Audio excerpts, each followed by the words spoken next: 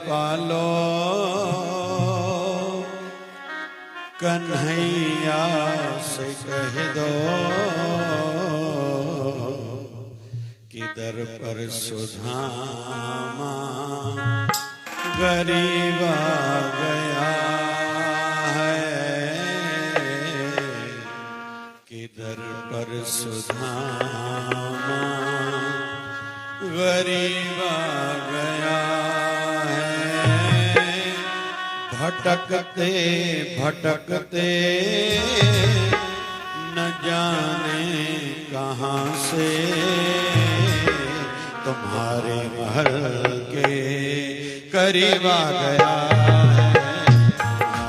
है, करीब आ गया है। अरे द्वार पालो कन्हैया से कह दो, अरे द्वार पालो कन्हैया से कह दो कि दर पर सुधामा करीब आ गया है, सुधामा करीब आ गया है।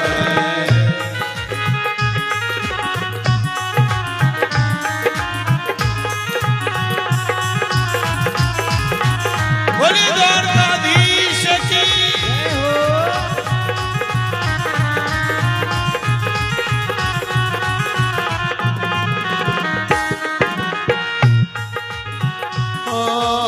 न सिर पे है पगड़ी न तन पे है जामा, न सिर पे है पगड़ी न तन पे है जामा। बता दो कन्हैया को नाम है सुदामा, बता दो कन्हैया को नाम है सुदामा। न सिर पे है पगड़ी न तन पे है जामा, बता दो कन्हैया को नाम है सुदामा।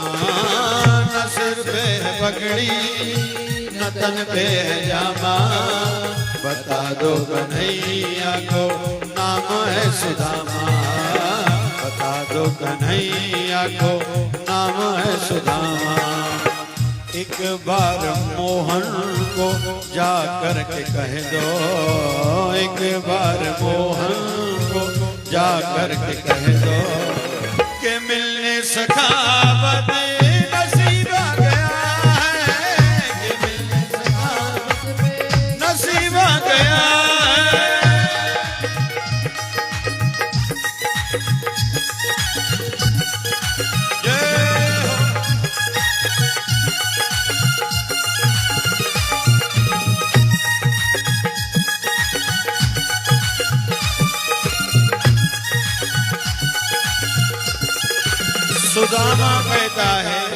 सुदामा कहता है एक बार जाके उनको बताओ, लेकिन कहीं तो भी दरबान को आश्चर्य है, ये कैसा मेहमान है भाई जिसके न सिर पे पगड़ी है न तन पे जामा, कुर्ता भी नहीं है। लेकिन सुदामा कहता है एक बार जाके कन्हैया को कह दो उसका नाम सुदामा है। और जब सुदामा की खबर ठाकुर जी ने सुनी दौड़ने लगे, सुनते ही दौड़े चले आए मोहन, सुनते ही दौड़े चले आए मोहन। लगा के गले से सुदामा को मोहन, ओ लगाया गले से सुदामा को मोहन। सुनते ही दौड़े चले आए मोहन, सुनते ही दौड़े चले आए मोहन। लगाया गले से सुदामा को मोहन, लगाया गले से सुदामा को मोहन। हुआ रुक्मणी को बहुत ही अचंभा, हुआ रुक्मणी को बड़ा ही अचंभा। ये मेहमान कैसा अजीब आ गया है, कैसा अजीब आ गया है।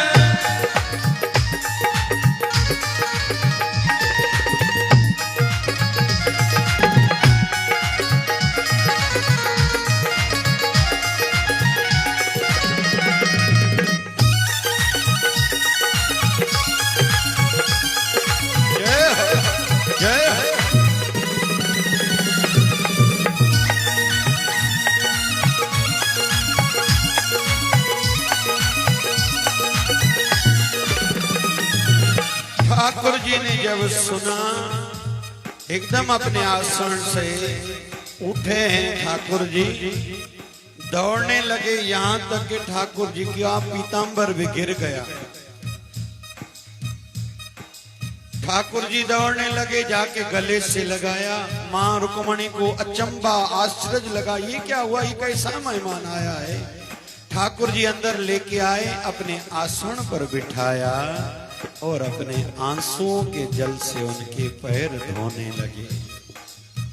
बराबर में अपने सुदामा बैठाए, बराबर में अपने सुदामा बैठाए, चरण आंसुओं से श्याम ने धुलाए। श्याम ने धुलाए। ओ बराबर में अपने सुदामा को बैठाए, चरण आंसुओं से श्याम ने धुलाए। बराबर में अपने सुदामा बैठाए, बराबर में अपने सुदामा बैठाए, चरण आंसुओं से श्याम ने धुलाए। श्याम ने धुलाए। न घबराओ प्यारे जरा तुम सुदामा, न घबराओ प्यारे जरा तुम सुदामा, खुशी का समय करीब आ गया है, खुशी का समय करीब आ गया, खुशी का समय करीब आ गया है, खुशी का समय करीब आ गया है। अरे द्वार पालो कन्हैया से कह दो, अरे द्वार पालो कन्हैया से कह दो, करीब आ गया है गरीब आ गया। बोलिए द्वारकाधीश भगवान की, भगत और भगवान की। ठाकुर जी कितने नहीं दयालु हैं, कितने नहीं दयालु हैं। सुदामा को अंदर लेके आए। सुदामे की बाहर की परिस्थितियां क्या हैं? फटी हुई धोती है, फटा हुआ जूता है, वो भी फटा हुआ, पैरों में भी छाले जख्म हो गए हैं, शरीर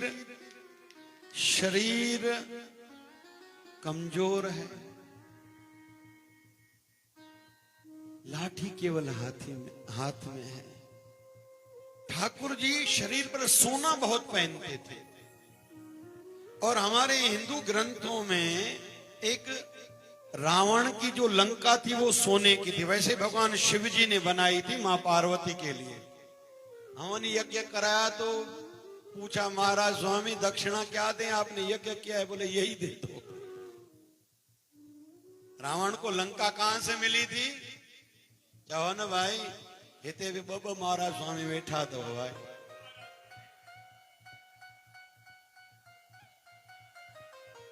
और दूसरी जो उल्लेख है, द्वारकापुरी भी सोने की थी, और ठाकुर जी शरीर पर भी सोना बहुत पहनते थे। जैके भगवान डे उनके सोन पाइण खपे, सोन सा शुक्र ग्रह मजबूत थींदो आहे। पर इसका मतलब विषय विलासी होना भी नहीं। चांदी कभी भी नाभि से नीचे, सोना कभी भी नाभि से ऊपर। ध्यान से सुना। और हम लोग पुराने इतिहास में जाएं, सोने के आभूषण वैसे पुरुषों के लिए थे, बहुत पुराना, हजारों साल पीछे जाएं तो, क्योंकि स्त्री शरीर को भगवान ने पहले सुंदर बनाया, मर्द ज्यादा सुंदर नहीं हुआ करता। श्रृंगार की जरूरत पुरुषों को है, वैसे माताओं को नहीं। समझिए ना यह गाल, ये बहुत बहुत ऐतिहासिक बात है। चलो आगे बढ़ते हैं। तो ठाकुर जी ने बहुत मान दिया, सुदामा को बिठाया। अभी हम लोग थोड़ा चिंतन करें, अभी विस्तार में कर रहा हूं इस कथा के पीछे का। हर चीज के पीछे बहुत बैकग्राउंड रहता है। भगवान ने अगर किसी को छप्पड़ फाड़ के दिया है तो किसी को दिया तो क्यों दिया?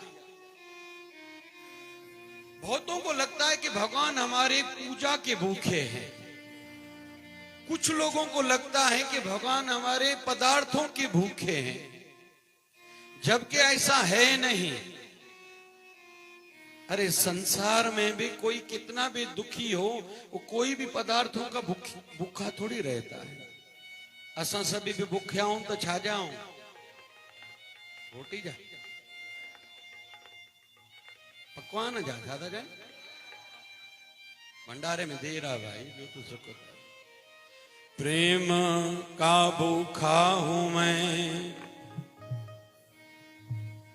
हो प्रेम ही एक सार है। प्रेम से जो मुझको भजे तो उसका बेड़ा भव से पार है।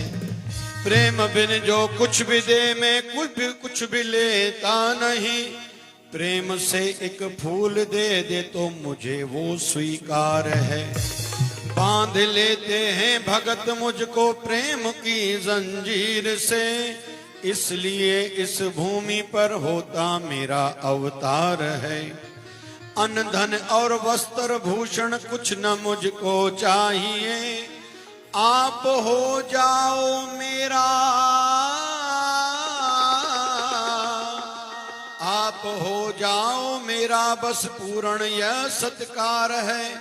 जो मुझ में प्रेम रख कर आते हैं मेरी शरण, जो मुझ में प्रेम रख कर आते हैं मेरी शरण, मेरे और उसके हृदय का जुड़ा रहता वो तार है। प्रेम का भूखा हूं मैं, प्रेम ही एक सार है। भगवान को प्रेम चाहिए। तो पिछले अवतार में राम जी जब वनवास जा रहे थे तो राम जी के कहीं तो भी किसी ने चरण किसी ने धोए थे। वो कौन था? जोर से कहो ना। केवट। ये केवट ही सुदामा बन के आया है। केवट कैसा था? केवट ने बहुत युक्तियां की थी। देर भी हो रही है। केवट ने युक्तियां की थी। पता चला जब राम जी को गंगा पार करनी है तो निषाद राज आदि सभी को निवेदन किया था, और नाव वाले जितने उनको कहो यहां से चले जाओ, मैं मतलब अकेला खड़ा रहूं। फिर नाटक कर रहा था, ऐसे लेट के टांग टांग के ऊपर अपनी नाव में बैठा था। राम जी ने बुलाया, नहीं आ रहा है। लक्ष्मण को गुस्सा लगा था। राम जी ने कहा हमारा काम है, गए थे नजदीक। तो कहता है मैं अपनी नाव में आपको तब चढ़ाऊंगा जब आप अपने चरण धोने देंगे। बोले क्यों? बोले सुना है राम जी के चरण पड़ने से एक पत्थर से स्त्री बन गई थी अहिल्या, कहीं ऐसा ना हो मेरी नाव कोई स्त्री न बन जाए। मैं गरीब आदमी हूं, मेरा घर इसी पे चलता है। ये सब युक्तियां कर रहा था। लकड़ी का पात्र लेके आया था नाव वाले जिससे पानी निकालते हैं। ठाकुर जी का चरण हाथ में लिया था। ध्यान से सुनना, ये राम कथा में और विस्तार से और भाव से कहेंगे। चरण राम जी का हाथ में लिया था, धोने लगा एक चरण, फिर दूसरा चरण नाव में चढ़ाया था। फिर उसी चरना अमृत को पहले सूर्य नारायण को अर्घ दिया था, पितरों को तर्पण किया था। फिर राम जी को कहा ठहरो मैं होके आता हूं, अपने घर वालों को ये चरणामृत पिला के आऊं। फिर खुद पिया था। और फिर जब नाव चलाई तो दूसरे किनारे पर पहुंचने वाला था तो बार बार लौटा के आ रहा था। तो राम जी कहते हैं चक्कर क्यों खिला रहे हो भैया?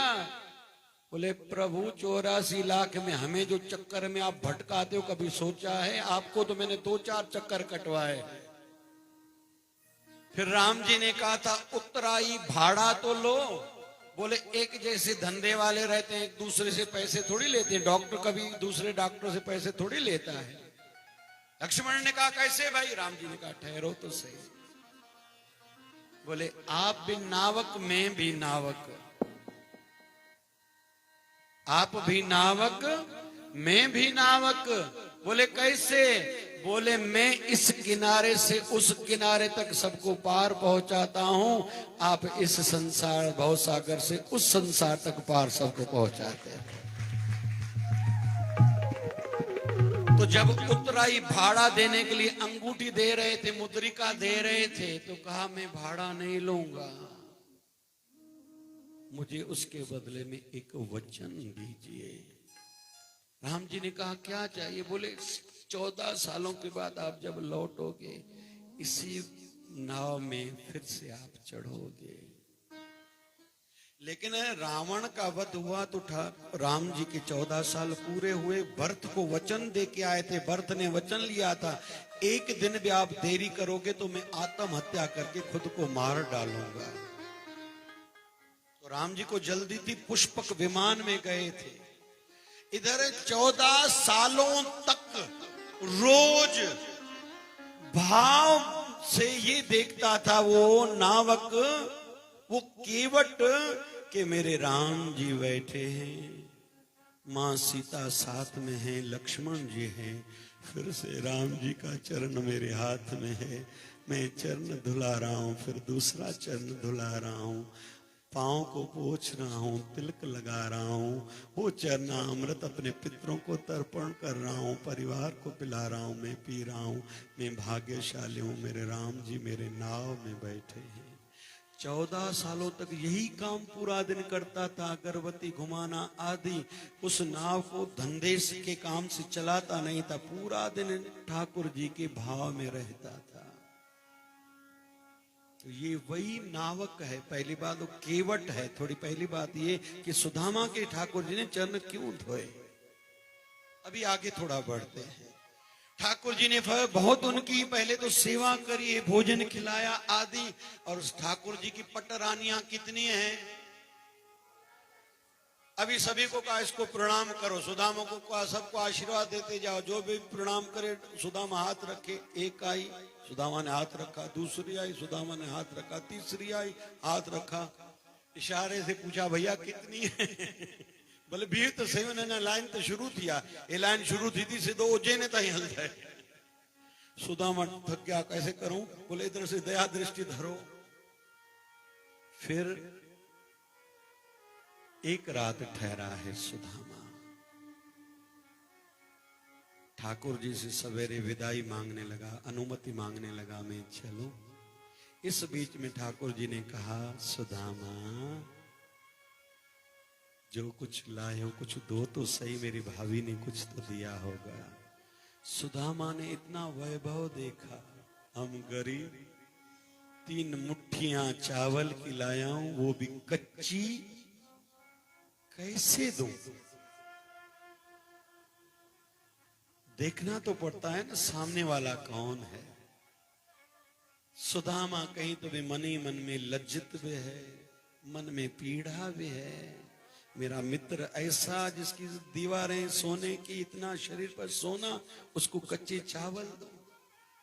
छुपा रहा है। ठाकुर जी ने कहा क्या छुपा रहे हो? बोले कुछ नहीं। ठाकुर जी ने हाथ को पकड़ा, हाथ को खोला, वो जैसे पोटली गंढे खोली, एक मुट्ठी भरी मुंह में डाली, माँ रुक्मणी ये देख रही है। फिर दूसरी मुट्ठी भरी मुंह में डाली, तीसरी मुट्ठी भर के ठाकुर जी जैसे मुंह में डाल रहे, माँ रुक्मणी ने पकड़ा, प्रभु 2 लोगों का तो सुख इसको दे दिया, 3 लोगों का सुख इसको दोगे तो दूसरे कहां जाएंगे?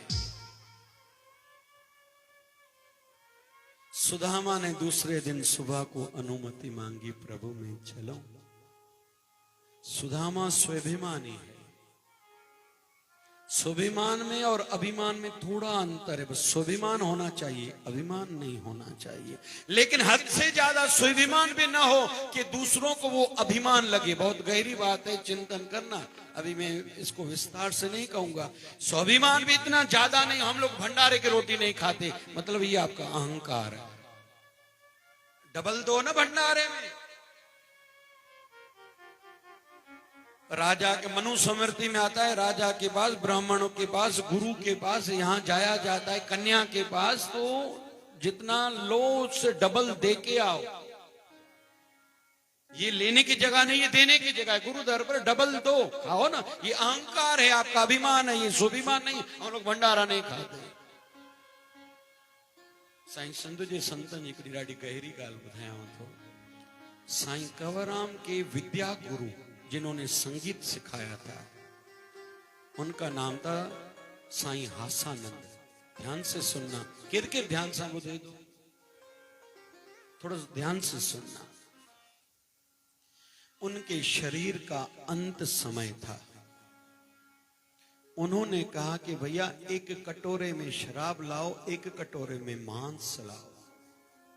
किसी ने कहा गुरुदेव आप तो संसार से शराब और मांस छुड़ाते हो, अभी ऐसे लग रहा है आपका ज्यादा समय नहीं रहा। बोले हाँ मुझे भी यही लग रहा है, मेरा अंत काल हो गया है। तो फिर बोले मांस और शराब लाओ। बोले क्यों? बोले लाओ तो सही। लाए तो एक उंगली शराब के कटोरे से भर के अपने जीभ पर रखी, एक मांस के कटोरे में से एक उंगली भर के अपने जीभ पर रखी।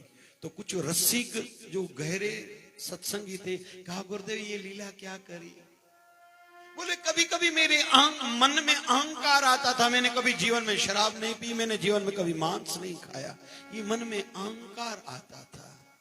अभी जाते जाते ये डर लगने लगा है कि ऐसा ना हो कि जब प्राण निकलने वाले हो उस समय ये फिर से याद आ जाए और अहंकार मन में जगे। सुना है विकारी को भगवान क्षमा करता है, लेकिन अहंकारी को भगवान माफ नहीं करता। मैंने अभी मन को कहा तू शराबी भी है, मांसाहारी भी है, तूने शराब भी पिया, मांस भी खाया, इसलिए अहंकार नहीं। अभी तौबा तौबा करके यहां से जाओगे, हो सकता है प्रभु तुझे अपने चरणों में स्थान दे दे। इसलिए कभी भी अहंकार न करे। मैंने ये किया है, अभिमान न हो, स्वाभिमान हो, लेकिन हद से ज्यादा स्वाभिमान भी नहीं होना चाहिए। ध्यान से सुनना थोड़ा। अभी सुदामा स्वाभिमानी मांगता नहीं, ठाकुर जी भी कहते हैं इसको मांगने के लिए क्यों कहूं? ठाकुर जी ने कहा ठीक है जाओ। अभी सुदामा वापस लौटा है, हमने कथा सुनी है, लेकिन इसके आगे आपको लेके जाऊंगा। कथा हमने सुनी है, लौट के आया घर के बाहर, वहां बंगला बना हुआ था, घर के बाहर एक सजी धजी सोने से भरा हुआ शरीर है, लेकिन घूंघट है कि सोने की थाली लेके स्त्री बाहर निकली है। सुदामा कहने लगा मेरा घर कहाँ गया भाई, मैं गरीब की कुटिया कहाँ गई, ये कौन बाई आई है? कहीं कहीं तो हंसी भी करते हैं वक्ता लोग। कहने लगा सुदामा बहन आप कौन हो? सुदामा को कहने लगी सुशीला, मैं पत्नी आपकी सुशीला। बोले इतना सोना, सजी धजी सोने की थाली, इतना ये महल बंगला। बोले गए भी तो तुम द्वारकाधीश के पास थे। सुदामा कहता है मैंने उनसे लेकिन मांगा तो नहीं। बोले ऐसे ही तो मेरे प्रभु हैं, जो बिन मांगे सब कुछ सबको दे देते हैं। अभी और ध्यान से सुनना। सुदामा के परिवार को सब मिल गया, हाँ बोल रहे हो ना बोल रहे हो, लेकिन सुदामा ने अपने घर में पैर नहीं रखा। पत्नी को कहा जिस प्रभु ने हमें सब कुछ दिया है, बाकी जितना जीवन है मैं उसका वनवास में जाके भजन करके अपना मनुष्य जन्म सार्थक करूंगा। हम सब कैसे हैं? दात प्यारी विसर्या दातार। कल मैंने एक संत के लिए सुना थोड़ा वचन कि भगवान जिसको प्यार नहीं करते या प्यार करना किसी कारण से कम करते हैं, उनको पैसे ज्यादा दे देते हैं। अटके रहो भैया, अटके रहो, चलो उलझे रहो, सुख ज्यादा देता है, जाओ उसके सुखों में तुम अपने जीवन को बस व्यतीत करो, मेरे पास नहीं आओ। जैसे माँ छोटे बच्चे को रोते देखती है तो क्या करती है? पहले खिलौना देती है, कार देती है, बॉल देती है। अजुकल माताओं रेड़ी छड़न खणो माखी न चिंबड़, लेकिन बच्चा उसमें खुश हो जाता है। लेकिन एक टाइम ऐसा आता है सब चीजों को लात मार के माँ किचन में रसोई घर में खड़ी रहती, आके टांगों को पकड़ता है, मुझे तुम चाहिए। जब माँ देखती है इसको मेरी जरूरत है तो माँ उठा के उसको छाती से लगाती है। प्रभु भी किसी ने भजन किया, सेवा करी, सत्संग किया, तो क्या करते हैं, पहले उनको संसारी वस्तुएं देते हैं, लेकिन वस्तुओं के बाद जो उसको ठोकर मारता है, कहते हैं मुझे आप चाहिए, फिर उनको जाके दर्शन देते हैं। हिकिड़ी ॾाढी गहरी कथा ॿुधायांव भाई, केर केर ॿुधे थो, केर केर ॿुधे थो भाई, न सभई हथ मथे कंदो पोइ ॿुधाई तो मां। साईं हमारी घोटकी में एक संत हुए साईं चांदूराम साहब, उनके नागपुर में 2 मंदिर है, ठीक है। उनके दूसरे पीठाधीश्वर साईं खिल्लूराम, क्या नाम, साईं खिल्लूराम, बहुत सादे थे, बहुत सादे। जब उसके विवाह के लिए उसके गुरु ने कहा था तुम्हारा विवाह करा रहे, मुकुट का टाइम आया था, भाई पंचायत को साईं मोकल, और साईं पंच मुखी साहब मोकल, साईं मुट को बधाऊं, साईं हाथ कयो न दयालो, एतरा संत साधा है, आप पंचो भाइरो अचो तव्हां मुट को बधो, मन एॾो सादो जी संत कीअं हिक ॿिए सां मर्यादा कनि, साईं अरदास तव्हां कयो, पंचनि खे छा अचो साईं तव्हां बि मुट को बधो, एॾा सादा है। जब गुरु ने गद्दी देने के लिए उनको बुलाया था तो खेती में काम करते थे, तो एक बार खेती में काम कर रहे थे, गुरुदेव का साईं चांदूराम की शरीर का समय पूरा था, उनको बुलाया, पंचायत को पहले बुलाया था, तो सभी लोग दरबार भरी हुई थी, वो आए बाहर से, चौ वरी छो घुरायो तव, गुरु से ऐसे बात कर रहा है, मतलब इतना भाव भरा था, मतलब बाहर की बातें कुछ नहीं, छो घुरायो तव कि तो के गद्दी देवणी आ, गद्दी बद्दी पाण रखो, असांखे गद्दी न खपे, तो गुरु ने आज्ञा करी थी। कितने सालों से खेती की सेवा करते, बोले 22 साल, बोले अभी 22 साल की तुम्हें गद्दी की सेवा संभालनी है। फिर गुरु ने आज्ञा करी थी, स्नान करके आए थे, उनको गद्दी पर बिठाया था। और साईं चांदूराम कैसी हस्ती, जिनके मंदिर का निर्माण कार्य हो रहा था, जब दीवारें बन रही थी तो साईं कंवरराम ने अपने हाथों से बनाया था। थोड़ा ध्यान से सुनना, अभी कथा भी शुरू करूंगा, संतों के सुनने जैसी है। साईं खिल्लूराम जब शरीर में थे, मतलब लगभग 90 साल 80 साल पहले की बात है, ध्यान केर केर ॿुधे तो सच में, हालांकि तव्हां खां वधीक देर मांखे थी थी, गाॾी भॼाइणी पवंदी, रोटी हल्दी गाॾी में ई खाइणी पवंदी, केर केर ॿुधे तो सच में, अहिड़ियूं कथाऊं घटि ॿुधण लाइ मिलंदा। साईं खिल्लूराम के पास एक अम्मा आई, साईं आपकी बाहर एक पुरानी पादुका जुत्ती पड़ी है, नई कोई लाया है, मुझे आप ये देंगे? संतों ने कहा हम अपनी चीज किसको नहीं देते, अपने गुरुवर की संतों की वस्तुएं बहुत विशेष रहते हैं, मुझे आप चरणों की पादुका देंगे, ये पुरानी जुत्ती। बोले भाई सुनो, अगर ये लेके जाओगी तो तुम्हारे घर में कभी भी पैसा नहीं आएगा, मंजूर है? संतों की इच्छा ऐसी थी कि ये माई मना करे, बोले हाँ मंजूर है। माई लेके गई, जितना थोड़ा बहुत घर में था धन चला गया। अभी 5 साल पहले की बात है, कोरोना से पहले नागपुर के उनके दरबार के सेवक गए घोटकी, सिंध पाकिस्तान, उनको ये बात ध्यान में थी, उनके परिवार का पता किया, अभी 4थी पीढ़ी चल रही है उनकी, उनसे जाके पूछा हमने ये बात सुनी है, ये बात सही है? बोले हाँ सही है। बोले वो जुत्ती है? बोले हाँ है। दर्शन कराओगे? कराया। ध्यान से सुनना, वो सेवादारी कह रहे हैं कि आपने 4 पीढ़ियों तक रखी है, अभी हमें आप जुत्ती दोगे? बोले अपने गुरुदेव की कोई चीजें देता है क्या? फिर सेवादार ने कहा कि हमने सुना है आपके गुरुदेव ने, मतलब साईं खिल्लूराम ने कहा था कि ये जुत्ती जब तक आपके घर में होगी आपके पास पैसा नहीं आएगा, ये बात सही है? बोले हाँ सही है। बोले आज की स्थिति क्या है? बोले आज भी खाने को हमारे पास नहीं है, 4 पीढ़ियों से।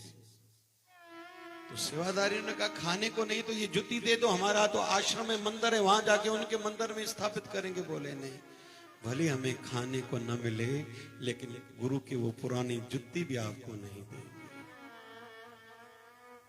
जेतरा वेठा उन लगभग असां सभिनी के मन में असां जो पैसो वधे तो अहिड़ी आशीर्वाद मिले, लेकिन ऐसे भी भक्त होते हैं। अभी सुदामा दरिद्र क्यों हुआ था, ये कथा मुझे लेनी है। जब गुरुकुल में था सुदामा, तो ये जो पोटली दी थी ना चने की, गुरु माता ने जाके दोनों खाओ, ये पोटली शरापित थी। कैसी शरापित थी?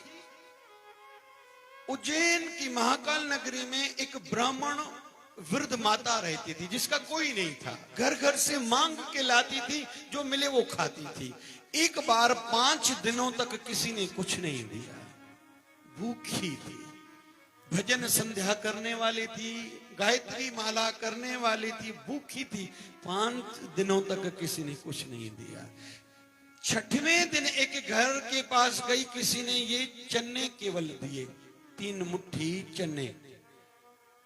वो अम्मा को मिला, शाम का समय था, पोटली बांधी, क्योंकि चने रात को भोगड़ा रात उन्होंने कहा रात को नहीं खाते, इसलिए कल सवेरे उठ के स्नान करके ठाकुर जी को भोग लगा के फिर खाऊंगे, ठीक है। इतने में चोर आए थे उस गली में।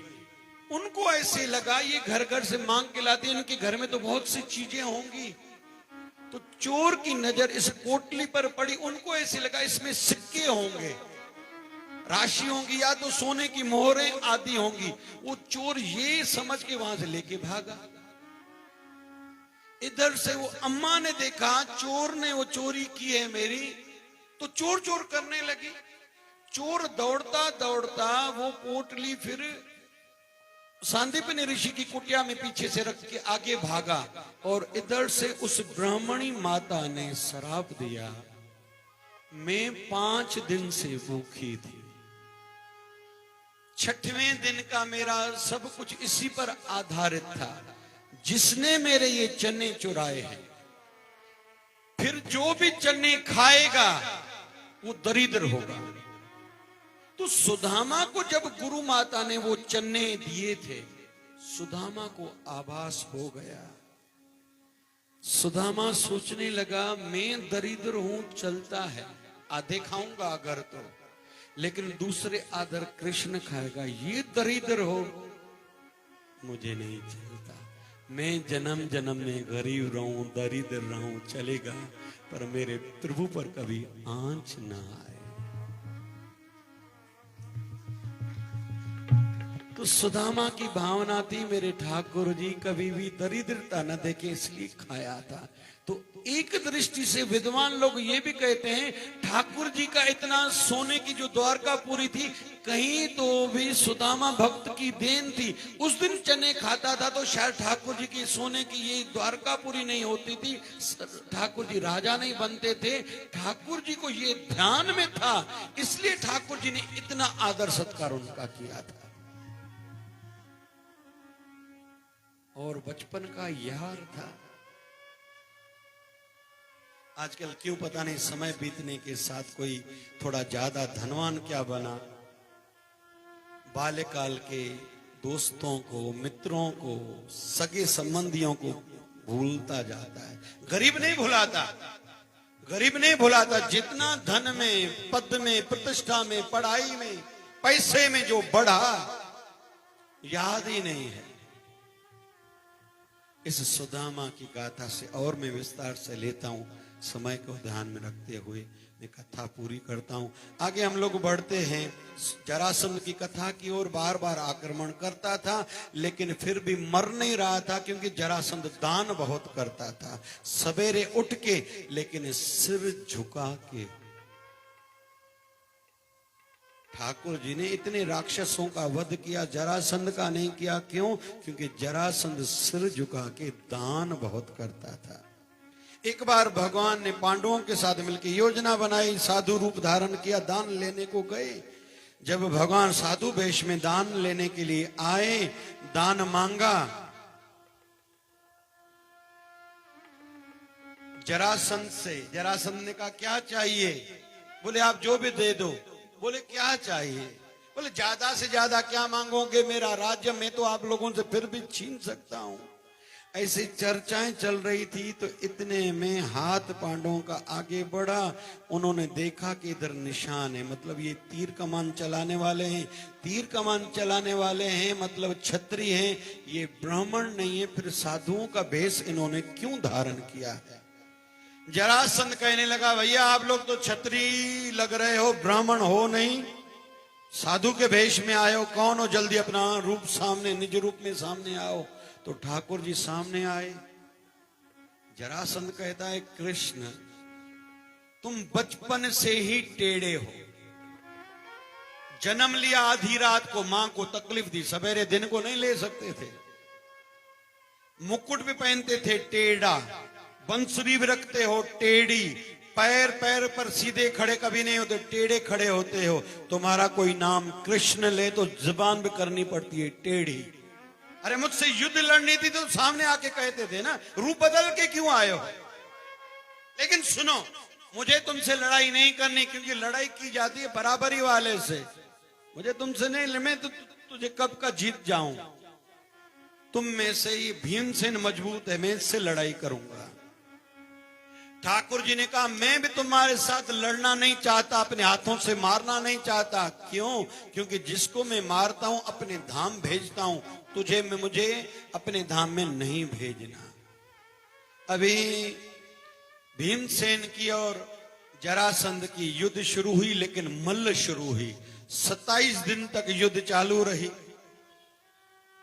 अभी ये जरासंध है कौन, उसके पीछे छोटी एक कथा है। एक ब्रह्मवेद नाम का एक राजा था, संतान नहीं हो रही थी, तो संतों को निवेदन किया, आप आशीर्वाद करो कि मुझे भी संतान हो।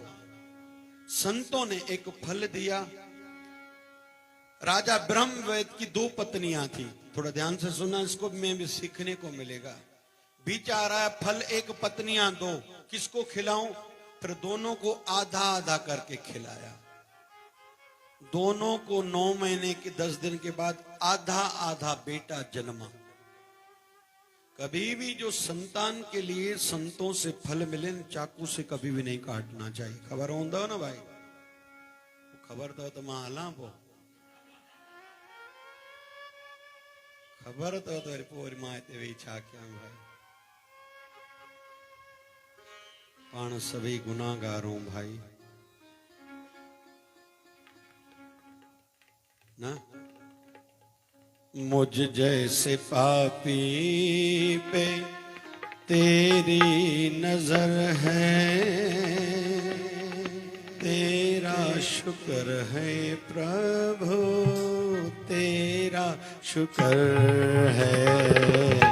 मुझ जैसे पापी पे तेरी नजर है, तेरा शुक्र है प्रभु, तेरा शुक्र है। मुझ जैसे पापी पे तेरी नजर है, तेरा शुक्र है प्रभु। गाओ ना, हाँ। मुझ जैसे पापी पर तेरी नजर है, तेरा शुक्र है प्रभु, तेरा शुक्र है। मुझ जैसे पापी पे, बोलिए बांके बिहारी लाल की जय।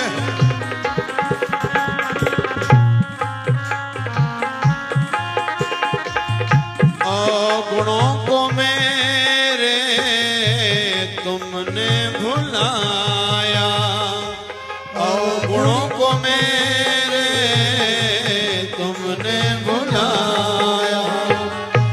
करुणा दिखाई प्रभु अपना बनाया, करुणा दिखाई प्रभु अपना बनाया।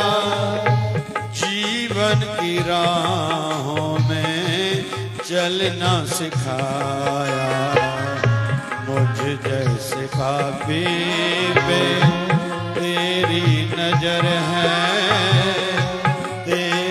शुक्र है प्रभु तेरा शुक्र है, मुझ जैसे पापी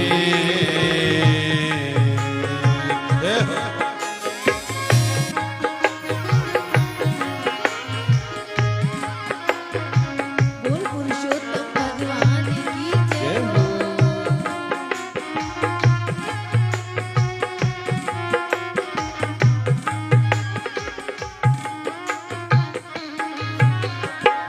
अभी हाथ जोड़ के मेरे साथ आप गाइए।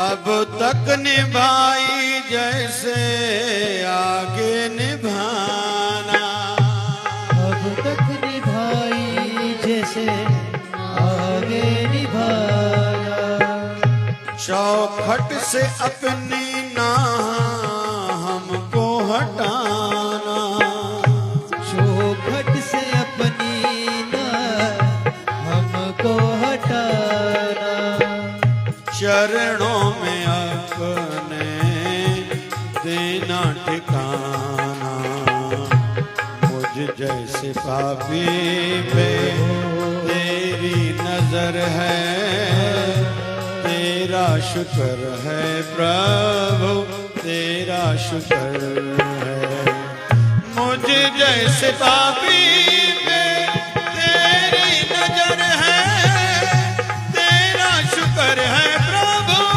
तेरा शुक्र है, मुझ जैसे पापी पे। हिकड़ो दफो गायो ने भाई, पता नहीं ये अवसर कब मिले, क्योंकि जीवन मौके कम और धोखे ज्यादा देता है। पता नहीं जीवन में किस मोड़ पर क्या हो जाए। मैं और एक बात कहता हूं कि आयु बढ़ने के साथ पता नहीं जीवन के अंतिम सालों में, अंतिम महीनों में, अंतिम दिनों में, अंतिम समय पे क्या घटना घट जाए, कोई भी नहीं कह सकता। ये नियम तो मैंने साधुओं संतों के साथ भी देखा है। संसारियों को चिंता है कि मेरा एक बेटा योग्य बने, संत भी ढूंढते हैं एक शिष्य तो योग्य मिले।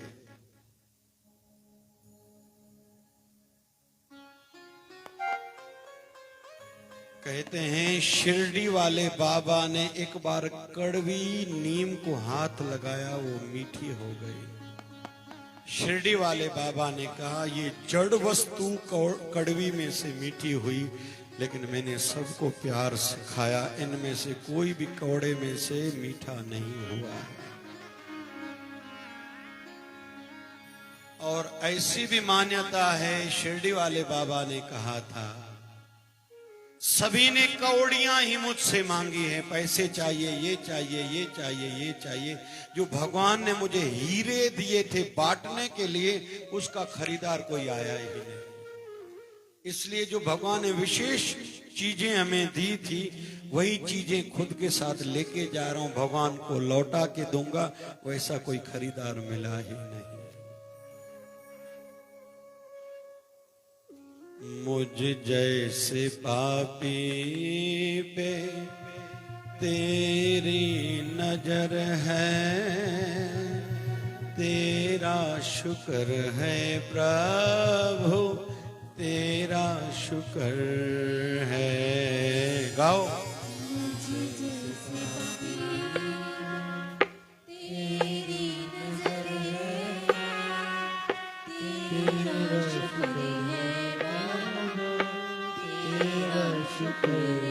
वो भली नचे जै पाप न कया नहीं भली, पर जेके असां पाण के गुनाहगार समझदा हूं, सदाई एड़ियूं प्रार्थनाऊं कयूं।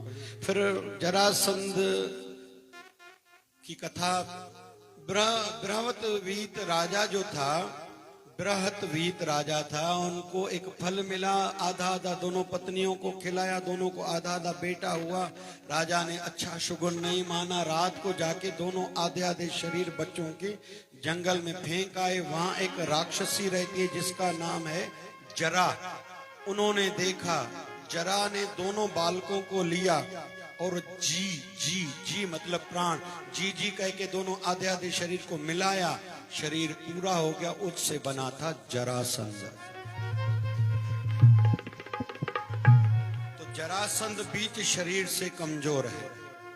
27 दिन लड़ाई करते करते समय बीत रहा था। मल्ल लड़ाई चल रही थी, कोई जीत नहीं पा रहा था।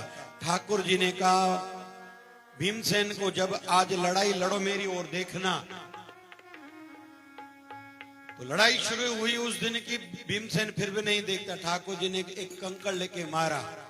अरे मेरी ओर देखो भाई। भगवान जो दुख देता है ना कभी कभी, क्यों देता है भाई? मुझे देखो भाई, मुझे भुला दिया। मैंने तुझे सुख दिए है ना, मैंने तुझे सब दिए, मुझे ही भुलाओगे? बड़ी बात कर रहे हो तुम तो। भगवान इसलिए कंकड़ मारता है। तो जरा भगवान ने भीमसेन को कंकड़ मार, भीमसेन की नजर गई। भगवान ने एक टहनी छोटी सी लकड़ी हाथ में ली, दोनों को ऐसे सीधे में से चीरा।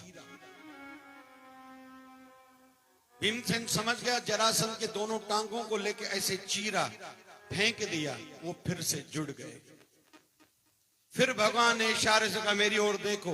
फिर से एक टहनी लकड़ी का टुकड़ा लिया, उसको ऐसे सीधे में से चीरा, लेकिन विपरीत दिशा में फेंक दिया। ऐसे ही जरासंध की दोनों टांगों को भीमसेन ने चीर डाला और एक ऐसे विपरीत दिशा में फेंक दिया। ऐसे जरासंध की मृत्यु हुई।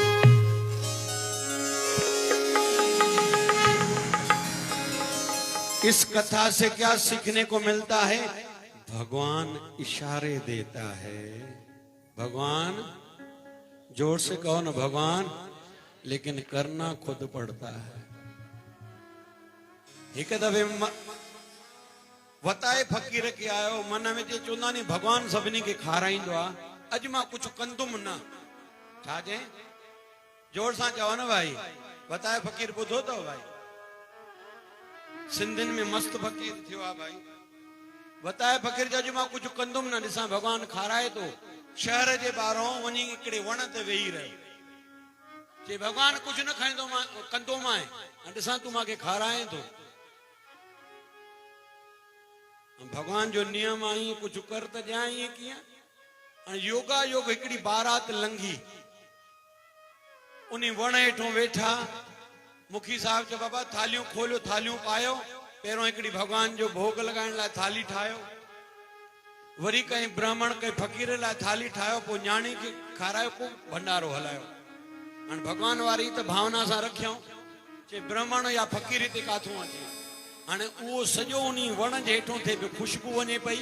शादी जो कोल्हाव ठहियल हुयो, ख़ुशबू कमाल पट जी ख़ुशबू अचे पई, लौंग जी ख़ुशबू अचे पई।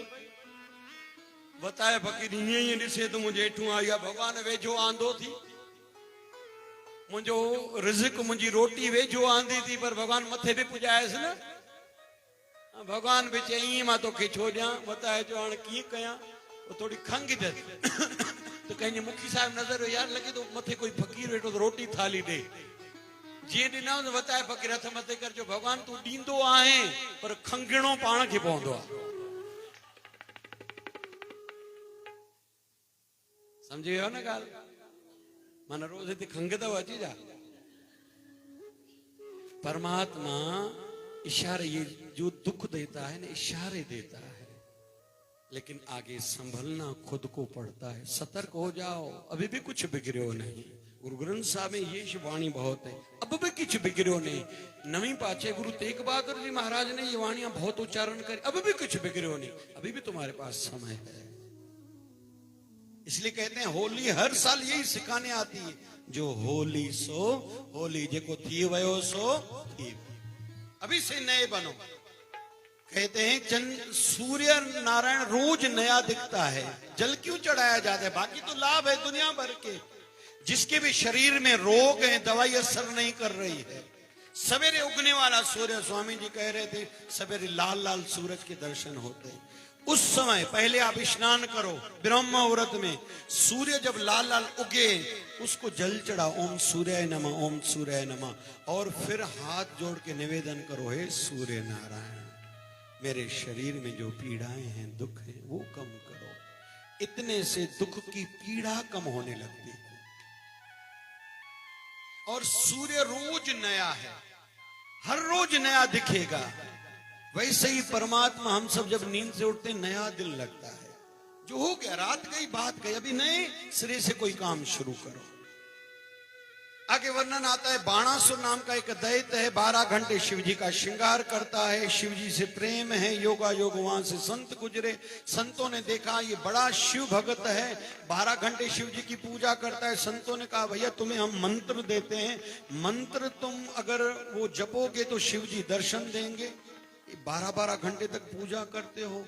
संतों ने मंत्र दिया, उन्होंने जप किया, भगवान शिव जी ने दर्शन दिया। भगवान शिव जी ने कहा, वरम भूवर मांगो। बोले मुझे 1000 हाथ मिल जाएं। शिव जी ने कहा, क्यों? बोले आपकी पूजा करता रहूं। जो पूजा 12 घंटे तक करता था, अभी 1 घंटे में पूजा हो जाए, बाकी 1000 हाथ से क्या करे? पूरा दिन कहीं से पर्वत उठाया, वहां फेंक दिया, इधर से उठाया, उधर फेंक दिया, अभी वो भार लगने लगा। शिव जी का फिर मंत्र जप के आह्वान किया, शिव जी ने दर्शन दिया। बोले वर मांगो भाई। बोले ये 1000 अपने हाथ ले लो।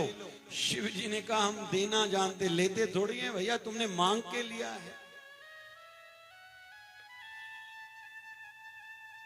हम लोगों की यही स्थिति है, जो मांगा है वो मिला है, और उसी ने हमारे दुख को, पीड़ाओं को, चिंताओं को बढ़ाया है।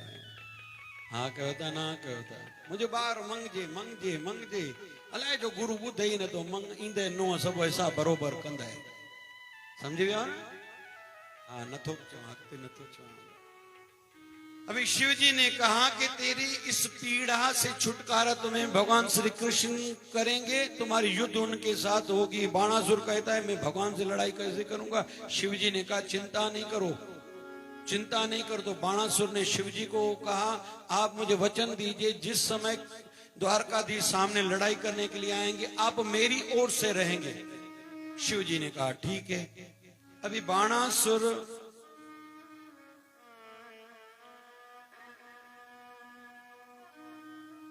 कि ठाकुर जी के वंश में एक बालक है, उसका नाम है अनिरुद्ध। बाणासुर की बेटी जिसका नाम है उषा, उसने सपने में देखा मेरा उसके साथ विवाह हुआ है।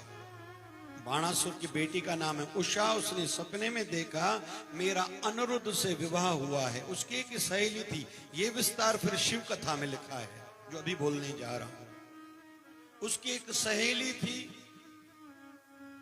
उषा कहती है मैंने सपना देखा है, ऐसा ऐसा लड़का था, वो चित्रकला जानती थी, पेंटिंग जानती थी, उसने डिजाइन बनाई। बोले ऐसा है? बोले हाँ। फिर उसमें ये शक्ति भी थी, उड़ के कहीं भी जा सकती थी, कुछ भी लेके आ सकती थी। वो सहेली जो थी, सखी थी। तो उषा ने कहा जाके इसको लेके आओ। उसने अपने योग शक्ति से देखा कि वो द्वारका में रहता है, गई वहां, वो लेटा हुआ है पलंग से, तो उसको लेके आई। कहां? उषा के बंगले में। अभी बाणासुर को ये पता चला कि अनिरुद्ध आ गए, इधर ठाकुर जी को पता चला, अनिरुद्ध को पता नहीं कौन लेके गया है। फिर ठाकुर जी को कहा गया कि अनिरुद्ध का हमें विवाह कराना है उषा से। भगवान ने पहले मना करी, भगवान ने कहा चलो ठीक है, लेकिन कहा कि पहले युद्ध करो। फिर बाणासुर पर भगवान श्री कृष्ण ने पहला बाण जैसे चलाया, उसके 1000 जो हाथ थे खत्म हो गए। दूसरा बाण चलाने की प्रभु सोच रहे थे, शिव जी सामने आए, प्रभु को कहा, प्रभु आपका भी काम हो गया, इसका भी अभी कृपा करके और बाण न चलाइए, इसकी बेटी का विवाह अपने बेटे के साथ कराइए। भगवान ने स्वीकृति दी, युद्ध यहां समाप्त हुई। अभी बाकी शेष 2 विषय, हम लोग अभी महाभारत की ओर बढ़ते हैं। पांडवों ने राजस्य यज्ञ कराया, जिसमें ऋषि महर्षि गंधर्व किन्नर देवी देवता सब आए, और विषय चला हर कोई अपनी सेवा लिखाए। इतने ही मीटिंग कही है वचा हाँ कहता ना कहता एकड़ा ही कना नहीं, न हा मींदो न मींदो। भगवान श्री कृष्ण ने कहा मेरी भी सेवा लिखिए। बोले कौन सी? बोले जूठी पातल में उठाऊंगा। बहुत से समाज, विशेष तौर पर मारवाड़ी समाज आदि, ये लोग भंडारा कराते हैं ना, जूठी पातल कभी भी किसी को उठाने नहीं देते, क्योंकि इसमें पुण्य बहुत मिलता है। और असांजे सिंधियुनि में तो मंदिरनि में बर्तन धोइण वारियूं मायूं रखणियूं पवंदियूं नी। हा कयो था, ना कयो था, आवाज आई तो भाई सुठा हो तो तव्हां सुठा हो। फिर विषय चला, पहला पूजन किसका हो, फिर भंडारा चले। सभी ने अलग अलग मत दिया, लेकिन पांडवों का मत था पहला पूजन प्रभु का होना चाहिए। लेकिन वहां शशोपाल, दंतवक्र आदि कई लोग बैठे थे, राजा बैठे थे। उन्होंने कहा इतने राजा महाराजा बैठे हैं, इस ग्वाले का पूजन करोगे? अभी द्वारकाधीश बना तो क्या हुआ, गैया चराने में जिसका जीवन गुजरा, गोपियों का मटकियां फोड़ने वाला है, चोरी करता था। 108 अपशब्द गालियां ठाकुर जी को दिए। ठाकुर जी ने कहा सावधान हो जाओ, तुम्हारी मां को मैंने वचन दिया था, तेरी 108 गलतियां माफ अभी हो गया। अरे मैं पहचानता हूं तुमको भाई, रण छोड़ भी तेरा नाम है। रण मैदान में, युद्ध के मैदान में पीठ दिखा के भागने वाले तुम हो। ठाकुर जी ने उस समय सुदर्शन चक्र चलाया और शशोपाल दंतवक्र का वध हो गया। ठाकुर जी ने जैसे सुदर्शन चक्र चलाया तो उंगली से खून बहने लगा। द्रौपदी की नजर गई। द्रौपदी ने अपने साड़ी के पल्लू में से कपड़ा फाड़ा, ठाकुर जी को लपेटा। ठाकुर जी ने कहा द्रौपदी इतनी महंगी साड़ी थी तेरी, मेरे थोड़े जख्म के कारण ये किया, तुमने साड़ी को फाड़ डाला। द्रौपदी कहती है प्रभु आपसे ज्यादा मूल्यवान कोई और वस्तु होगी क्या? ठाकुर जी ने कहा द्रौपदी आज ये जो तूने किया है इसका फल तुम्हें मिलेगा। आने वाले साल में द्रौपदी ने धागा बांधा था, तब से ये परंपरा चली है जिसको हम कौन सा त्योहार कहते हैं, रक्षाबंधन। इसलिए एक राखी, द्रौपदी ने तो कृष्ण को भाई माना था। भगवान का नाम कृष्ण भी है, कृष्णा भी है। वैसे ही नानक की बहन का नाम क्या है, वैसे ही कृष्ण की बहन का नाम कृष्णा, यानी द्रौपदी का नाम कृष्णा है। उसने जो भगवान को ये चढ़ाई, साड़ी का पल्लू से कपड़ा फाड़ के ठाकुर जी को बांधा था, उसके संदर्भ में एक कथा है। पांडवों ने इंद्रप्रस्थ बनाया है, दुर्योधन को कहा गया, निमंत्रण दिया, आओ हमने नया घर बनाया है देखने के लिए आओ। वहां कुछ ऐसी रचना थी, धरती पर ऐसी पेंटिंग की गई थी, लग रहा था पानी है, पानी के ऊपर ऐसे कलर डाले गए थे जैसे धरती है। जहां दीवार थी ऐसी डिजाइन की गई थी जैसे दरवाजा है, जहां दरवाजा था ऐसी पेंटिंग की गई थी जैसे दीवार है। तो जब दुर्योधन आया, जहां धरती थी पेंटिंग की गई थी पानी की, तो उसको ऐसे लगा कि यहाँ पानी है, तो थोड़ी धोती ऊपर उठाई, लेकिन वहां तो धरती थी। लेकिन जहां पानी था वहां ऐसे कलर बनाए गए थे जैसे ऐसे लगे कि यहाँ धरती है। पानी में थोड़ी ठोकर खाई, बालकनी में द्रौपदी खड़ी है, हंस पड़ी, कहे बैठी थी अंधे का बेटा अंधा। दुर्योधन ने मन ही मन में कह दिया था द्रौपदी इसका बदला तो तुझसे मैं लूंगा। आके मामा शकुनी से बात करी। शकुनी ने कहा धृत कीड़ा यानी जुआ खेलेंगे। पांडवों को कहा गया, पांडव, वैसे भगवान ने पांडवों को कहा था जब भी कोई बड़ा निर्णय लो मुझसे पूछना, लेकिन इस बार पांडवों ने नहीं पूछा, जुआ खेल बैठे, सब हरा दिया। लेकिन दुर्योधन की तो मंशा थी द्रौपदी बाकी है, कहा द्रौपदी बाकी है उसको दांव पर लगाओ। दूसरी बार फिर से युधिष्ठिर जैसी हस्ती से भी गलती हो गई, सच में द्रौपदी को बुला दांव पर रखा, हराया। दुर्योधन ने कहा दुशासन अपने छोटे भाई को बाल से खींच के द्रौपदी को लाओ। ऐसा किया गया। बीच सभा में द्रौपदी की साड़ी उतारने के लिए दुशासन को कहा गया। दुशासन को 10,000 हाथियों का बल था हाथों में। दुर्योधन ने कहा इसकी साड़ी खींचो। जैसे साड़ी को पकड़ा, द्रौपदी की नजर सबसे पहले अपने पतियों के पास ऊपर गई। धर्मराज युधिष्ठिर के पास उन्होंने सिर झुकाया। भीमसेन, महाबली भीमसेन, उनकी भी गर्दन नीचे हुई। अर्जुन, नकुल, सहदेव, पांचों की गर्दन नीचे हुई कि हम विवश हैं, कैसे बचाएं। फिर उनकी नजर भीष्म पितामह की ओर गई, उन्होंने भी सिर झुकाया। गुरु द्रोणाचार्य, कृपाचार्य, मामा शल्य, बड़ी बड़ी हस्तियां बैठी, सभी ने सिर झुकाया। फिर द्रौपदी ने प्रयास किया कि मैं बचाऊंगी। हाथ से पकड़ा, हाथ से छूटता जा रहा था कपड़ा। फिर दांतों में वो साड़ी का कपड़ा पकड़ा था, लेकिन दांत से भी कपड़ा बाहर आ गया, नहीं पकड़ पाए। फिर द्रौपदी ने कहा था, आओ द्वारकाधीश। तब ठाकुर जी भोजन पाने के लिए बैठे थे। मां रुक्मणी ने थाली लाई थी। मां रुक्मणी की नजर गई, ठाकुर जी की आंखें लाल हैं, ये द्वारका का विषय है। ठाकुर जी को कहा, मां रुक्मणी ने, आपकी आंखें लाल क्यों हैं? बोले, मेरी द्रौपदी की इज्जत पर आंच आई है। कहा कि प्रभु जाइए, उसको बचाइए ना। बोले नहीं, वो कहती है कि आओ द्वारकावासी। मैं मतलब केवल द्वारका में रहता हूं, तो इंद्रप्रस्थ मतलब आज की दिल्ली कहां कब पहुंचूंगा। फिर कहा आओ वृंदावनवासी। लेकिन द्रौपदी ने बाद में कहा था, आओ घट घटवासी।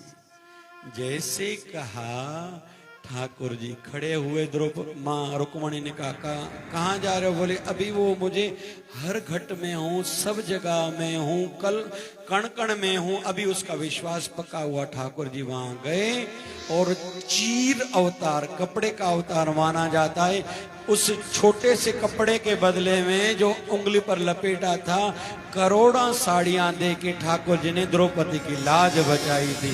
बोलिए भगतवत्सल भगवान की जय हो। इसलिए हम भी पहले देंगे तो मिलेगा। ज्यादा देने का विषय नहीं रहता है, लेकिन देने का स्वभाव बनाए। अभी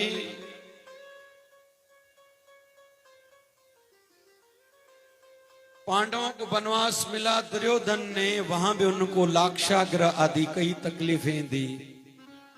पांडव जब लौटे, भगवान श्री कृष्ण को शांति दूत करके भेजा कि हमें केवल 5 गांव दे दो। दुर्योधन ने कहा था, एक सुई की नोक जितनी धरती नहीं दूंगा। ठाकुर जी ने बहुत समझाया, दुर्योधन नहीं समझा। दुर्योधन ने कहा, 56 प्रकार के भोग बनाए, खाओ। भगवान ने कहा, तुम्हारे घर क्यों खाऊं? तुझे में प्रेम है नहीं, और दूसरा मुझे भूख नहीं है, मैं भूख से मर नहीं रहा हूं, मैं क्यों खाऊं? मैं यहां अपने घर में खाऊंगा।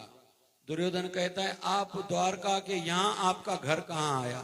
बोले, मेरा जो विद्र है ना, विद्र, वो मेरा है, उसका घर मेरा है। तो ठाकुर जी विदुर के घर आए हैं। सबसे ऊंची प्रेम सगाई, सबसे ऊंची प्रेम सगाई। दुर्योधन के मेवा त्यागे, साग विदुर घर खाई। सबसे ऊंची प्रेम सगाई, सबसे ऊंची प्रेम सगाई। कथा सुनी हुई आप सभी के। भगवान आते हैं, विदुर का दरवाजा खटखटाते हैं। विदुर को पता चला प्रभु हमारे क्षेत्र में आए हैं। मंत्री था, लेकिन दुर्योधन ने अपने चाचा विदुर को निकाल दिया था। विदुर जी ने अपने भाई धृतराष्ट्र को बहुत सिखाया था। जो सिखाया था उसको कहते हैं नीति शास्त्र, विदुर नीति। आप में से जो ज्यादा ज्ञान प्राप्त करना चाहता है ना, चाणक्य नीति, वैसे विदुर नीति और मनुस्मृति, ये 3 ग्रंथ कम से कम सब किसी को पढ़ने चाहिए। तो विदुर को पता चला प्रभु आए हैं शांति दूत बन के, तो बीच पब्लिक में छुप छुप के आया था प्रभु के दर्शन हेतु। जब भगवान ने कहा मैं अपने घर विदुर के घर जाके भोजन खाऊंगा, विदुर को मन में विचार आया हमारे घर में तो कुछ खाने को है ही नहीं। विदुर वहां से भागा, कहीं से उधार लेके आऊं। इधर से ठाकुर जी रथ पर अकेले चले गए, दरवाजा खटखटाया, विद्राणी स्नान कर रही है। ठाकुर जी का आवाज सुना, दौड़ती आई, दरवाजा खुला। यहां तक कि उसको ये भी ध्यान में नहीं था कि मेरे शरीर पर वस्त्र हैं या नहीं है। ठाकुर जी ने अपना पीतांबर उतारा, उसके शरीर को ढका, कहा जल्दी वस्त्र पहन के आओ। आई देख रही है ऐसे। भगवान ने कहा मुझे बिठाओ तो सही। पुरानी फटी हुई चटाई थी, कहा बैठो। भगवान ने कहा मुझे भूख लगी है।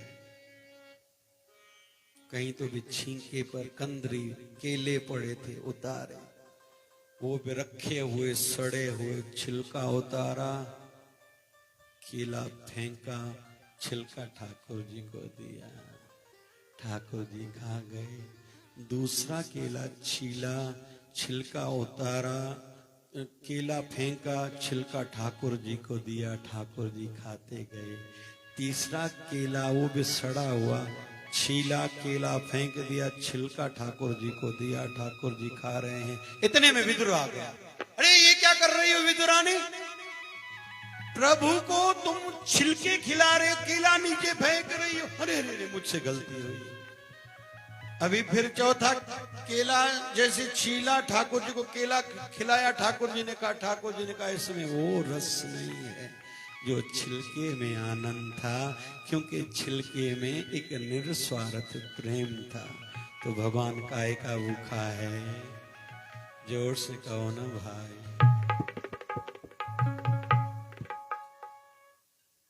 भगवान को केवल एक बार कोई खिलाने की सोचे तो सही।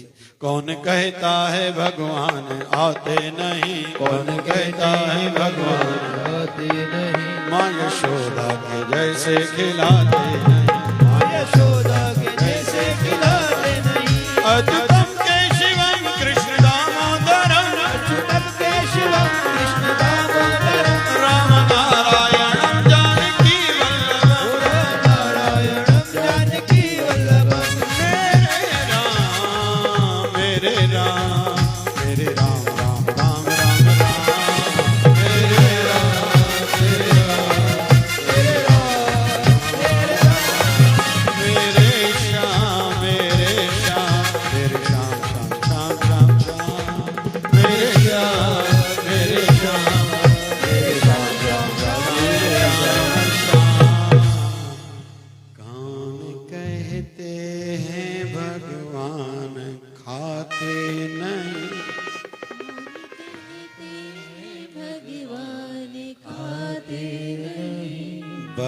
शबरी के जैसे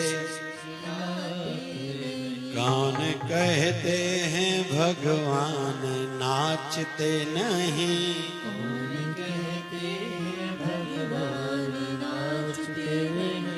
गोपियों की तरह तुम नाचते नहीं। कौन कहते हैं भगवान सोते नहीं? कौन कहते हैं भगवान सोते नहीं? माँ यशोदा के जैसे सुलाते नहीं, माँ यशोदा के जैसे सुलाते। कौन कहते हैं भगवान दिखते नहीं? कौन कहते हैं भगवान दिखते नहीं?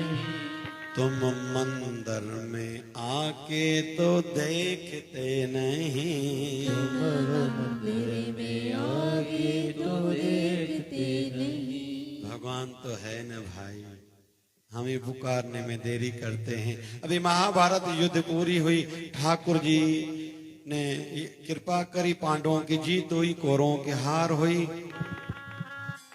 मां गांधारी से ठाकुर जी मिलने के लिए आए हैं।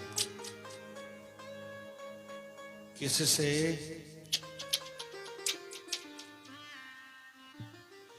इन अम्मा के चयस मां सभिनी खे वठी तुंहिंजे घर ईंदो मां, रोटी खाईंदो मां। अम्मा मां कल संतन खे चयो त मां सां गॾु हलंदो तो खफो। छा हलंदो आहे?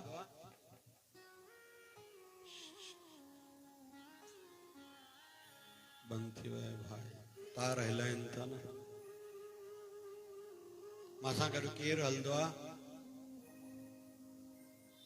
संतन खे खपे पंहिंजे लाइ घणो, पर व्यवस्था लाइ घणो खपे न। सॼे शहर जो भंडारो कराई तो मां अम्मा तुंहिंजे घर अची। ओ ओ ओ ओ ओ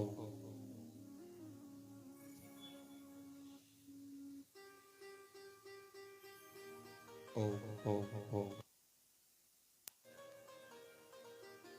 ओ ओ। भगवान मां गांधारी के पास आए हैं। मां गांधारी से मिलने हेतु। मां गांधारी पीड़ित है, 100 के 100 बेटे मारे गए। गांधारी क्रोध में आ गई, ठाकुर जी को कहने लगी, कन्हैया तुम चाहते तो ये महाभारत युद्ध रुक सकती थी, लेकिन तूने नहीं करा। मेरा पूरा का पूरा कुल खत्म हुआ, 100 के 100 बेटे मारे गए। जैसे मेरा कुल खत्म हुआ, कन्हैया तेरा वंश भी अभी नहीं बचेगा। जबकि हम सब जानते हैं ठाकुर जी ने बहुत प्रयास किया था युद्ध ना हो, शांति दूत बन के गए थे, 5 गांव की बात करी थी, लेकिन उसने क्या कहा था? सुई की नोक जितनी मैं धरती नहीं दूंगा। दुर्योधन के हठ के कारण ही महाभारत युद्ध हुई। ठाकुर जी की गलती नहीं है, लेकिन फिर भी शराब ले लिया है। ऐसा है करुणा निधान मेरा प्रभु। अभी प्रभु भगवान के जो वंशज थे, अंतिम कथा है, भगवान के वंशजों को अहंकार आ गया था कि हम भगवान के वंशज हैं, और भगवान को अहंकार अच्छा नहीं लगता। हमारे गुरुदेव हमें सिखाते थे, जब भी किसी के साथ मिलो थोड़ी गर्दन झुकाया करो, हाथ जोड़कर ऐसे। और मैंने शिवधारा संस्था का नियम बनाया, जिसके साथ बात करो हाथ जोड़कर गर्दन झुका के जय शिवधारा कहा करो। हमारे ऊपर कितनी भी कृपा है तो हम कृपा की बदौलत हैं, हम बड़े आदमी नहीं, हमारा कोई कमाल नहीं है। जब तक बिका न था कोई पूछता न था, तूने मुझे खरीद के अनमोल बना दिया। तो भगवान के वंशजों में अहंकार आया, भगवान को भी ये अच्छा नहीं लगा। भगवान भी ऐसा चाहते थे ये लीला हो। मतलब अहंकारी कोई भगवान का सगा संबंधी क्यों न हो, भगवान उसे पसंद नहीं करते। और पद, प्रतिष्ठा, पढ़ाई, पैसा और परिवार, पद में मद आता ही है। पद, इसलिए संत लगभग कोई पद नहीं लेता। पद, प्रतिष्ठा, वाहवाही, पद, प्रतिष्ठा, पैसा, पढ़ाई, परिवार, में ऊंचे कुल से हूं, इन 5 से अहंकार जरूर आता है। भगवान को अहंकार अच्छा नहीं लगता, भले सगा संबंधी क्यों ना हो, भगवान को अच्छा नहीं लगा। भगवान भी चाहते थे ऐसा ही हो। एक दिन बच्चे खेलने गए थे समुद्र किनारे पर, वहां कुछ ऋषि, गर्ग ऋषि, दुर्वासा ऋषि, शांडिल्य ऋषि आदि बैठे थे। बच्चों को मजाक सूझी। एक लड़के को पेट में कुर्ते के नीचे कपड़ा रखा, चुनरी ओढ़ाई, संतों के पास गए, इसको क्या होगा? संतों ने कहा भगवान के वंश थे, जाके दूर खेलो भाई। फिर से मजाक की भावना से आए, और वो गहरे चिंतन में ऋषि बैठे थे, बड़ी बड़े ऋषि, दुर्वासा ऋषि, गर्ग ऋषि, शांडिल्य ऋषि, इतनी महान हस्तियां थी। फिर से मजाक की भावना से, इसको क्या होगा? बोले जाके खेलो, ठाकुर जी के वंशज हैं। भगवान को लीला ये करनी थी, कहीं तो भी योग माया के माध्यम से उनकी बुद्धि में जाके बिठाया। तीसरे बार वो गलती से मजाक की भावना से गए, इसको क्या होगा? ये गर्भवती है। बोले इससे वो होगा जिससे तुम लोगों का वंशज खत्म होगा। दौड़ते बाहर गए, पेट में जो कपड़ा था निकाला तो उसमें से लोहे का मूसल निकला। दौड़ते दौड़ते नाना उग्रसेन के पास गए कि ऋषियों ने श्राप दिया है, हमारा वंश खत्म होगा। बोले भूले से कृष्ण को ये न बताना, क्योंकि कृष्ण को ये कभी भी पसंद नहीं आएगा कोई संतों से मजाक करे। और ये वाणी गुरु ग्रंथ साहब में भी है, संता सेती मस्खरी यह डोबन की रीत। ये संकेत है, ये डूबेगा। कौन सा संकेत है? जो संतों के साथ मजाक करते हैं, संतों की निंदा करते हैं। सुखमनी साहब में 24 अष्टपदियां हैं। एक में संतों की महिमा है, दूसरे में संतक के निंदक को क्या क्या तकलीफें होती हैं उसका पूरा विवरण है। 8 पद है, मतलब इतना बड़ा विषय। हम किसी भी संत के लिए कभी कुछ भी चर्चा करते हैं, भाई किसी संत को नहीं मानो, लेकिन निंदा न करो।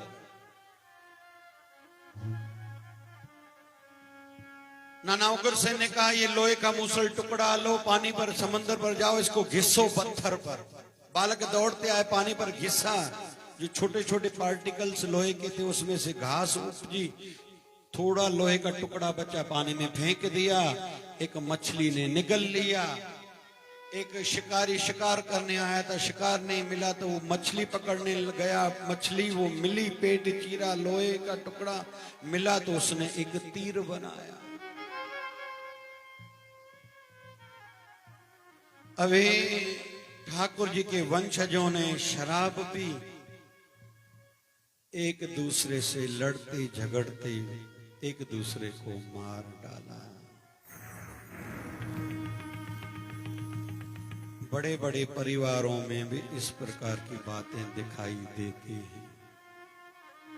विवाहित भाई जो 2-3 हो, उनकी संतानें साथ में धंधा करें ना, पूरे नगर को झुकाने की ताकत रखते हैं, लेकिन ऐसा होता नहीं।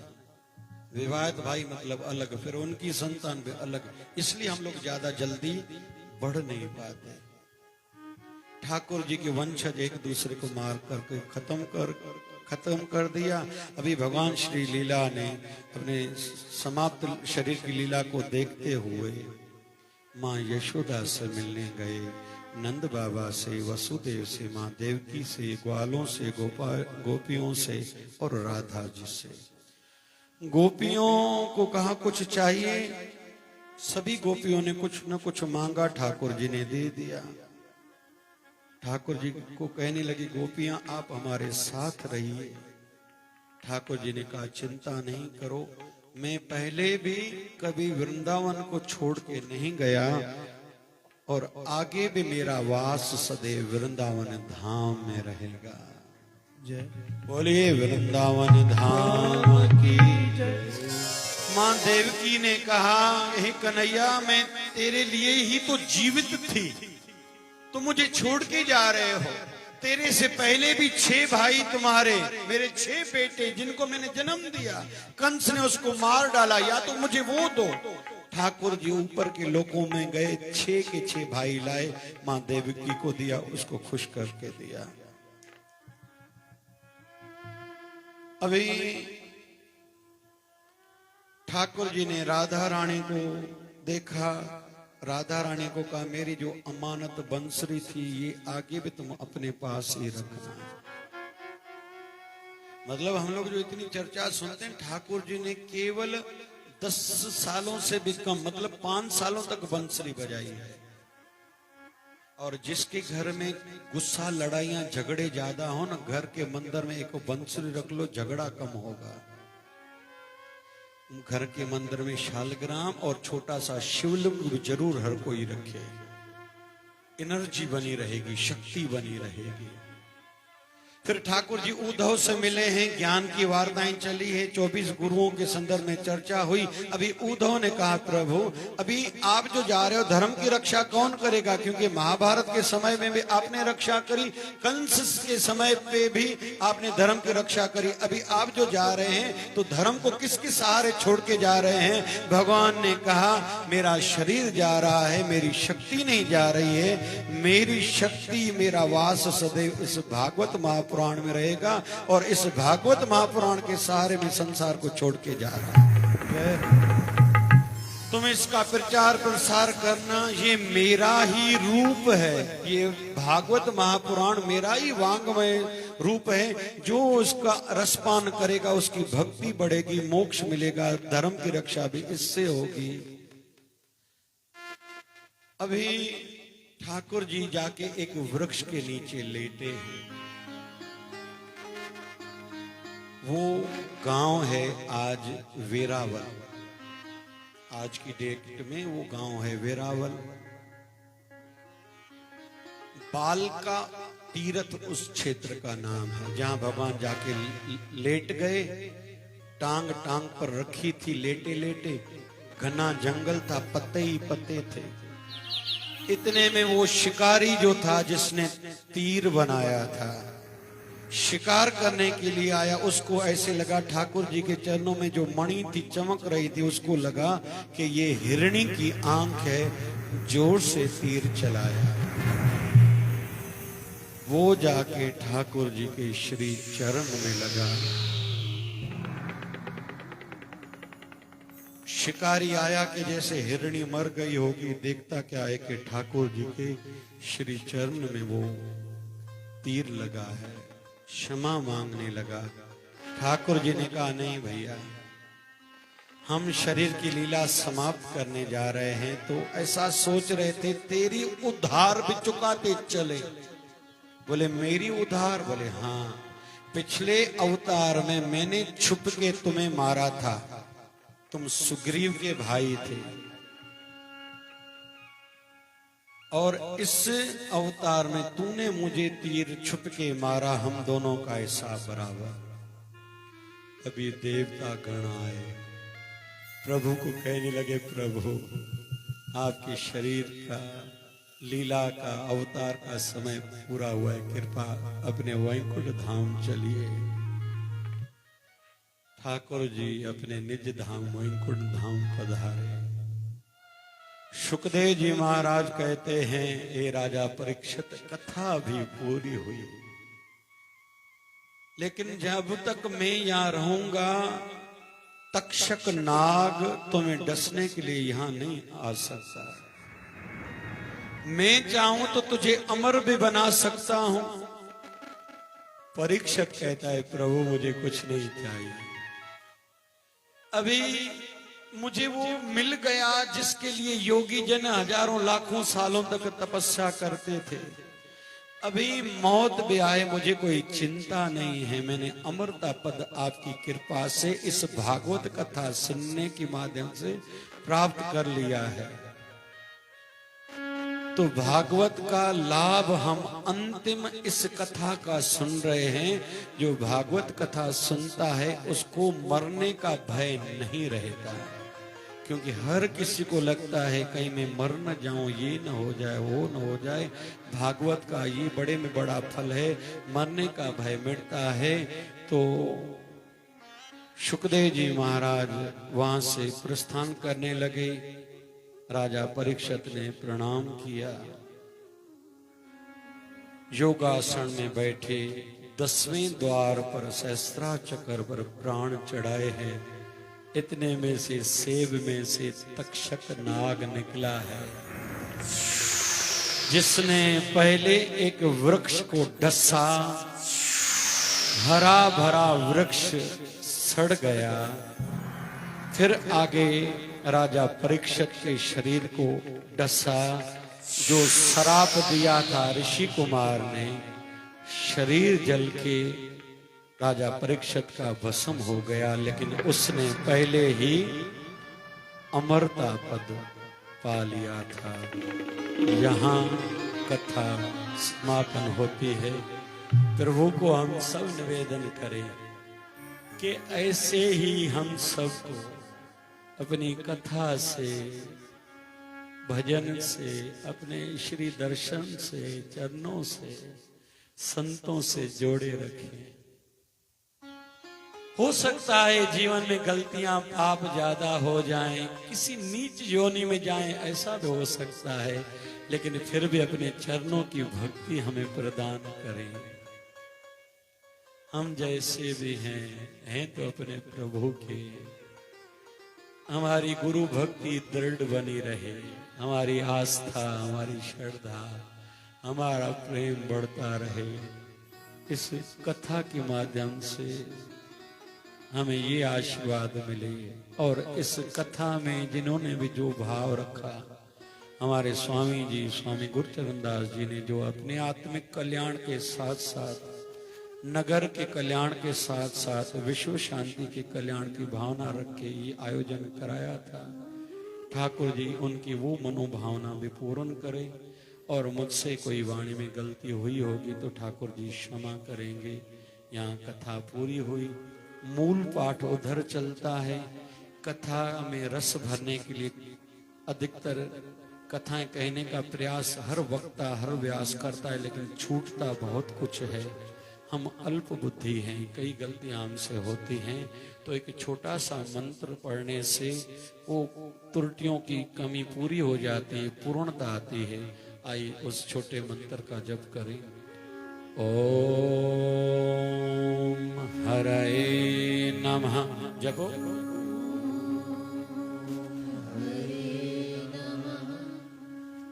ओम हरये नमः।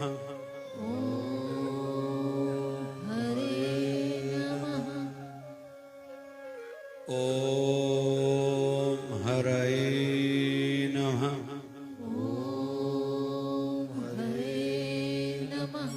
बोलिए भागवत भगवान की जय। स्वामी संतोखदास स्वामी, सदगुरु स्वामी शिव भजन जी महाराज की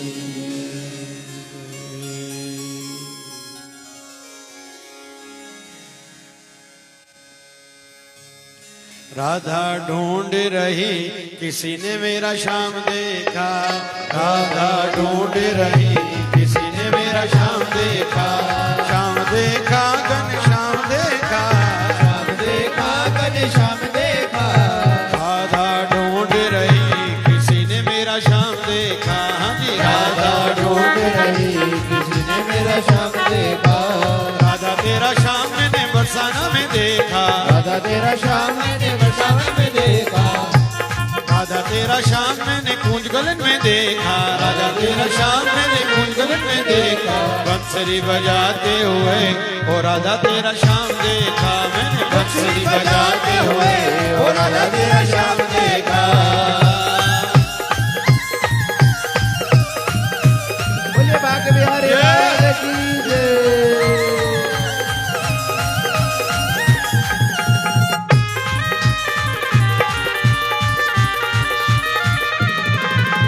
राधे राधे राम मिला दे, राधे राधे राम मिला दे। कूंज गलन में, राधे राधे कूंज गलन में, राधे राधे यमुना तट पे, राधे राधे यमुना तट पे, राधे राधे बरसाना में, राधे राधे श्याम मिला दे, राधे राधे तुझ में मुझ में, राधे राधे मेरे साईं बोले, राधे राधे अंबर बोले, राधे राधे हर कोई बोले, राधे राधे राधे राधे। राम मिला दे। ये साईं दिए बाबा दर्शन दास दिए, ये साईं दिए बाबा दर्शन दास दिए।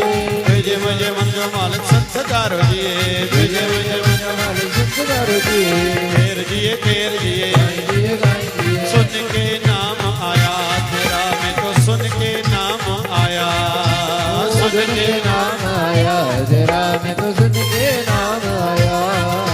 शिवदारा के बाबा शिव भजन में तो झोलियां भरने आया। ओ बाबा में तो, ओ बाबा में तो, ओ सुन के नाम आया तेरा, मैं तो सुन के नाम आया। सुन के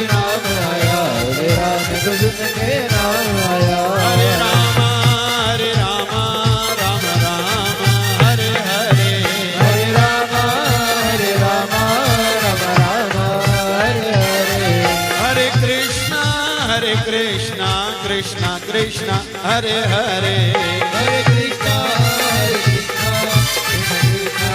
हरे हरे हे पूर्ण परमात्मा पापों का करतात्मा हे पूर्ण परमात्मा बाबू का दुर्गात्मा विश्व बने धर्मात्मा हम सब तेरी आत्मा प्यारा प्यारा शिवधारा प्यार से प्यारा शिवधारा बाबा शिव भजन की धारा प्यारा प्यारा शिवधारा प्यारा प्यारा शिवधारा प्यारा प्यारा जय शिवधारा बोलिए शिव धारा वाले साहिब की राधे राधे मिला दे राधे राधे राम मिला दे राधे राधे राम मिला दे श्याम मिला दे राधे राधे राधे राधे राम मिला दे गोविंद बोलो हरि गोपाल बोलो गोविंद बोलो हरि गोपाल बोलो गोविंद बोलो हरि गोपाल बोलो गोविंद बोलो हरि गोपाल बोलो रमण हरि गोविंद बोलो राधा रमण हरि गोविंद बोलो लाला गोपाला बंसुरी बजाने वाला लाला गोपाला बंसुरी बजाने वाला रास रचाने वाला गाने वाला गैया चराने वाला चराने वाला लाला गोपाला बंसुरी बजाने वाला लाला गोपाला बंसुरी बजाने वाला गोविंद बोलो हरि गोपाल बोलो गोविंद बोलो हरि गोपाल बोलो गोविंद बोलो हरि गोपाल बोलो गोविंद बोलो हरि गोपाल बोलो गोविंद बोलो हरि गोपाल बोलो गोविंद बोलो हरि गोपाल बोलो गोविंद बोलो बोलो गोपाल बोलो गोविंद बोलो बोलो गोपाल बोलो नारायण नारायण नारायण नारायण नारायण नारायण नारायण नारायण नारायण नारायण नारायण श्रीमन नारायण नारायण शिव नारायण नारायण नारायण नारायण नारायण आयो लाल झूलेलाल आयो लाल झूलेलाल झुमेरियो झुमेरियो पायो सब झुमेरियो झुमेरियो झुमेरियो पायो सब झुमेरियो झुमेरियो झुमेरियो पायो सब झुमेरियो झुमरियो झुमरियो पायो सब झुमरियो आयो लाल झूलेलाल शंकरवारो शंकरवारो आयो लाल घोड़ीवारो लटपारीवारो आयो लाल झूलेलाल झूलेलाल हरे राम राम राम हरे हरे राम हरे राम राम राम हरे हरे हरे कृष्णा कृष्णा कृष्णा हरे हरे हरे कृष्णा कृष्णा कृष्णा हरे हरे हरे राम राम राम हरे हरे हरे राम राम राम हरे हरे हरे कृष्णा कृष्णा कृष्णा हरे हरे हरे कृष्णा कृष्णा कृष्णा हरे हरे भला करो भगवान सबका भला करो भला करो भगवान सबका भला करो भला करो भगवान सबका भला करो भला करो भगवान सबका भला करो भला करो भला करो भला करो दाता दया निधान सबका भला करो दाता दया निधान सबका भला करो भला करो भगवान सबका भला करो भला करो भगवान सबका भला करो भला करो भगवान सबका भला करो भला करो भगवान सबका भला करो दीनाबंधु दीनानाथ मेरी डोरी तेरे हाथ दीनाबंधु दीनानाथ मेरी डोरी तेरे हाथ दीनाबंधु दीनानाथ मेरी डोरी तेरे हाथ दीनाबंधु दीनानाथ तेरी डोरी मेरे हाथ दीनाबंधु दीनानाथ तेरी लज्जा तेरे हाथ दीनाबंधु दीनानाथ मेरी डोरी तेरे हाथ दीनाबंधु दीनानाथ तेरी डोरी तेरे हाथ दीनाबंधु दीनानाथ मेरी लज्जा तेरे हाथ दीनाबंधु दीनानाथ तेरी लज्जा तेरे हाथ दीनाबंधु